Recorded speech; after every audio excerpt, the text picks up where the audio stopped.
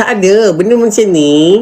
Tambah-tambah kalau dalam industri apa tu, kata apa tu, glamour, kau akan berjumpa dengan orang macam ni, no. Kau akan berjumpa dengan ramai orang, tambah-tambah orang-orang macam kita orang ni. Sebab kita orang ni adalah dalam dunia fashion. Ada yang obvious macam I, ada yang coverina. Itu memang ada. Yang coverina tu yang terjadi sekarang lah. Yang kau tak sangka, betul ke? Rupanya macam tu, faham tak? Itu reality. Kalau kat Australia ni memang dah nampak dia terpampang dah. Cuma kat Malaysia tu dia coverina. Tak perlulah nak Nino. Tak perlu nak jadikan isu tu lagi lebih panas.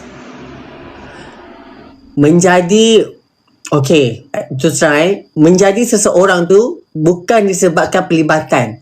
Itu adalah kehendak. Kau nak jadi macam tu. Macam aku nak jadi macam ni. Akulah, kehendak akulah. Faham tak? Kita tak boleh lah pointkan orang. Kalau